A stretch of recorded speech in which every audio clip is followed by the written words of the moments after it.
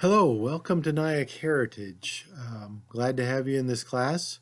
My name is Steve Nielsen, and I'm looking forward to getting to know you in the course of this semester. So, who am I? Who is your professor? Well, as I mentioned, my name is Steve Nielsen. I will be with you for these next 6 weeks. I just want to give you a little bit of a backdrop of who I am, where I've come from, what my journey's been about. First of all, I was born in Africa.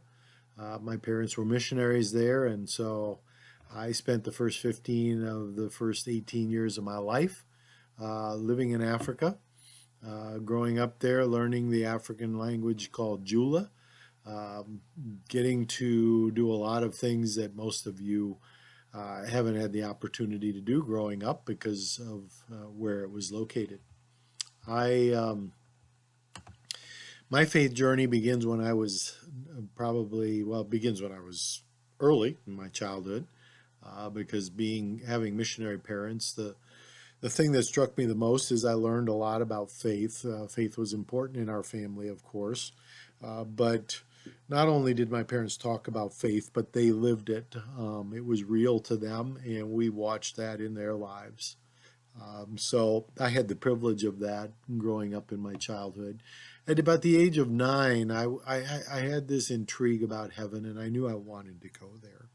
And so as I thought about it, I remember hearing a sermon about heaven one time and realizing that the way to heaven was through Jesus. And so my faith journey kind of began there. And as time unfolded into my middle school and high school years, that became more real to me, and basically I began to understand what it was to have a faith walk with Jesus and a relationship with Him. When I went to college, I did go through a period of time when I had a crisis of faith where I really was questioning whether or not I believed what I believed because of my parents or because of my upbringing, and through that time began to question some things. But in the process of that questioning, I became even more convinced that Jesus was who He said He is, and so my faith journey really goes along with that, and I have never regretted following the Lord and knowing that He is my Savior, but more than that, He is my friend, my guide, my helper, everything. So that's just a little backdrop on how I came to faith in my life. Um, I went to college at a sister college to Nyack College called Crown College in Minnesota, and got my undergraduate degree in intercultural studies. Went on to my graduate school in Columbia, South Carolina, Columbia Graduate School of Bible and Missions, where I got a master's degree in cross-cultural communications. Um, from there, I went to Richmond, Kentucky, where I was involved in a church plant and started a church there. Spent 4.5 years doing that with my wife, and at the end of 4.5 years, found myself asking God to release me what I had felt was my call to missions. But through the reading of God's Word, particularly the Gospel of Mark, where I was circling the word immediately and at once every time I found it in my reading. And I just saw how often Jesus told disciples to do something, and it says immediately they left their nets and followed Him. And I felt like God was calling me to leave what I was doing and to go overseas with my wife. And so we went with our newborn daughter to France, studied French, and then we went to West Africa where we worked for 22 years. In Africa, we started out in the country of Ivory Coast where we worked among Muslims. That was a rich experience, seeing Muslims come to Christ and having the opportunity to disciple them. We saw a lot, we learned a lot, we grew a lot, and it was a rich experience. We had some difficulties there as well. We lost a child that was born prematurely and lived 8 hours. My wife was taken hostage in a restaurant at gunpoint, and through that process, we were stretched beyond our limits. Then we also encountered a civil war that started in the country, which led us to evacuate the country and move to the country north of us, Burkina Faso, where we spent the next 8 years. And there we were primarily working in administration, but we also had the privilege of starting a center for girls at risk, uh, to help them grow, to gain some skills, and to be able to learn to read and write, and to be able to survive in life. So those are some of our experiences in Africa. In 2011, we came back to the States to be international workers in residence at Nyack. And during the course of that year, Dr. Ron Walborn approached us and asked us if we would stay on full time and teach at Nyack, which we did for 7 years. And we fell in love with the place, particularly the students, and had a wonderful 7 years there that will be etched in our memories for a long time, probably until the end of our days, as we also hope to stay in touch with many of the students that we got to know. Last year, with the challenges that Nyack was going through to restructure and get their consolidation in place, we ended up beginning to look around and see where we would go next. And currently, I am the pastor at Fulton Alliance Church, church of about 250 people in upstate New York, and learning and growing again, being stretched every day as I seek to pastor this church.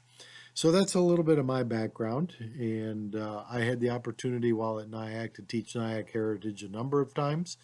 I always enjoyed it. I know it's not always the most interesting class for some students, but I hope that you will learn it. I hope that what I encourage students throughout the course of the time that we would be doing the class is, I want to encourage you to look for the nuggets.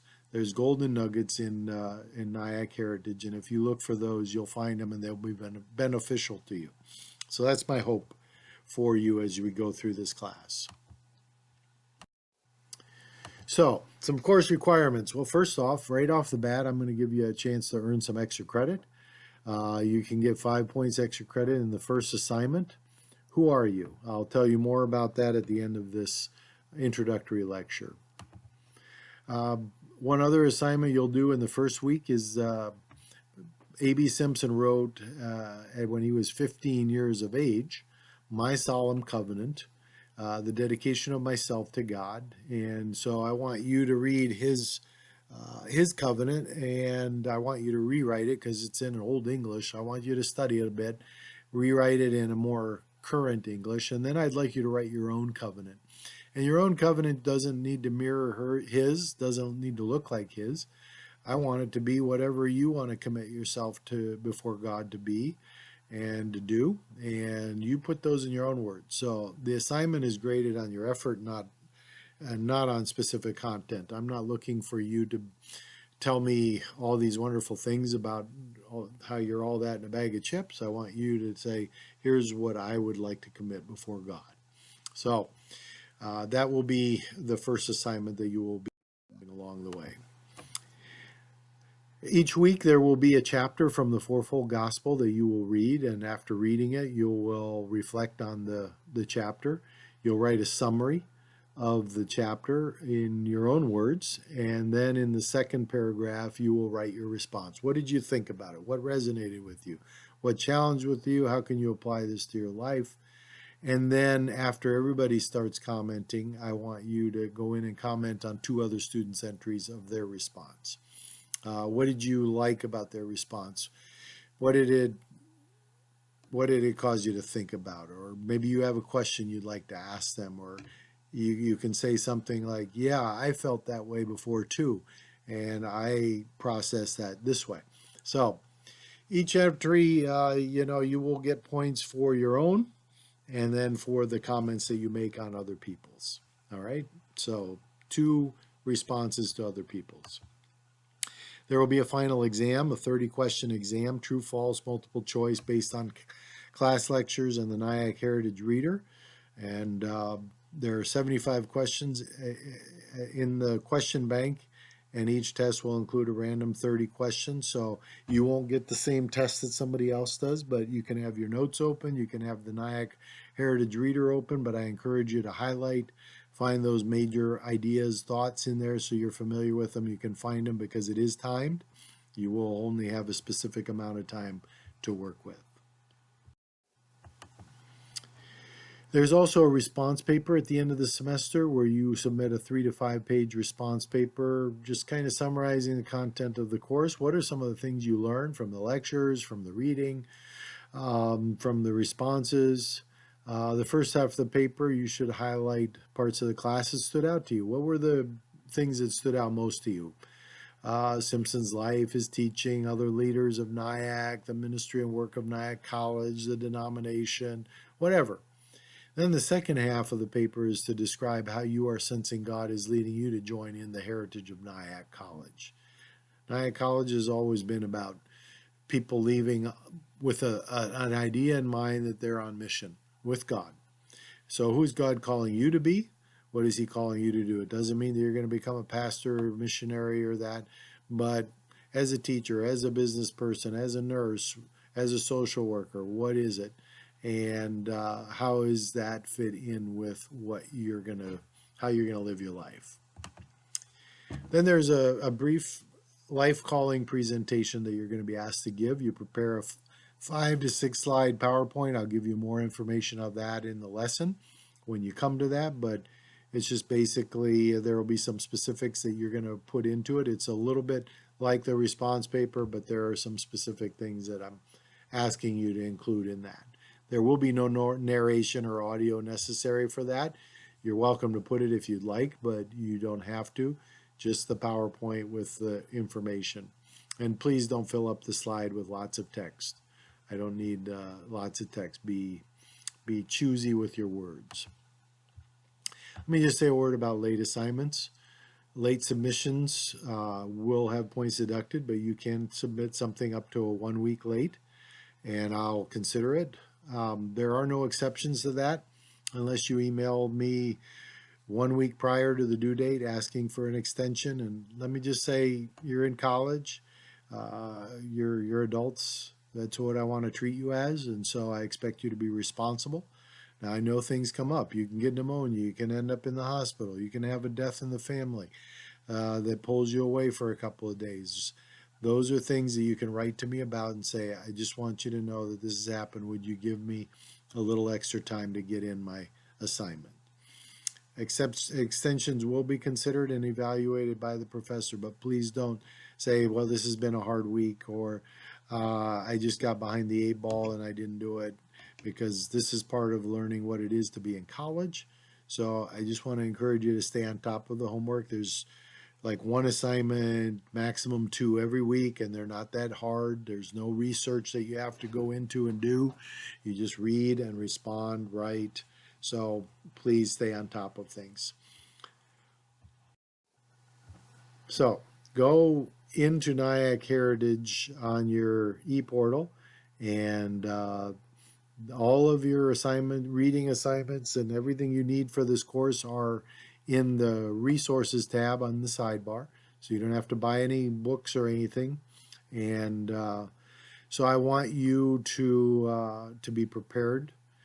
So download those to your computer, and I will let you know that after each session PowerPoint, I will upload the PowerPoint or put it up there for you in the resources tab as well, so you will have access to those.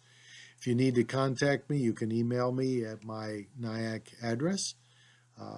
You know, as I said, notify me ahead of time. If you need to talk to me on the phone, please set up an appointment with me by email me and asking me when I can talk, because as a pastor, I have meetings and other things going on, but I'll set up an appointment with you to talk, and we can talk through whatever problems you're facing, whatever you're challenged with in the assignment.